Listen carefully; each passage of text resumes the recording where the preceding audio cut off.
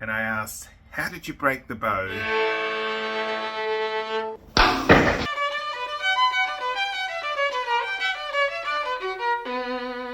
So a client came in the other day and she said she needs a new bow because her bow broke. And I asked, "How did you break the bow?" And she showed me this video. Accidents do and can happen. You can be as careful as you want. Sometimes accidents happen. So please don't hold it against the person. So have a look at what happened here. She was just playing, practicing, and... oh no, this is bad. There was a ceiling fan in the room and the bow hit it. What amazes me is that the other side broke. Have a look at the picture that she sent me. Now I have to say, she came in today. She brought in what was left of her bow. Now she's kept the rest for a souvenir, but that is just smashed. Look at it. That's incredible. It must have just really... oh my god, look, it's even dented on the edge of the frog here. That is incredible. So yeah, it got absolutely destroyed. It was a nice Sturfler bow. You can't really see much of the label anymore. There it is. Around 800 Australian dollars. Anyway, there's no way I'm going to be able to fix it for under $800. So she's basically coming in looking for a new bow fairly soon. So what can you do? How do you prevent something like that? Firstly, it's just really important to be aware of your playing environment. I mean, it's hard to, like, if you've got a ceiling fan going, you know, you just got to be careful practicing in the room where the ceiling fan is, because, you know, especially if you're doing a nice big up bow, or you finish, I even just almost, like, you finish in a big way.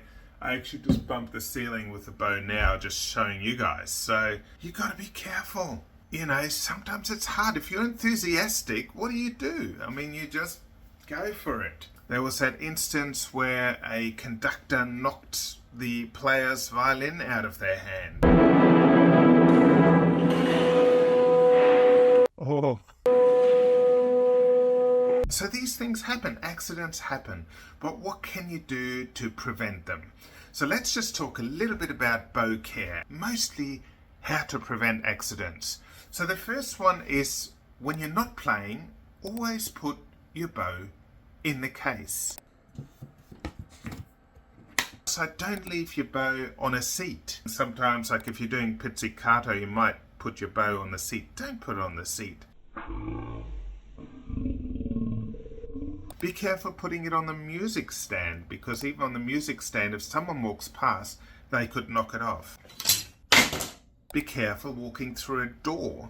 The door can get closed on a bow and accidents happen. Also be aware of the amount of room you have around you, because if you knock into something with the elbow and the bow flies out of your hand, if it happens to land on the tip can snap off.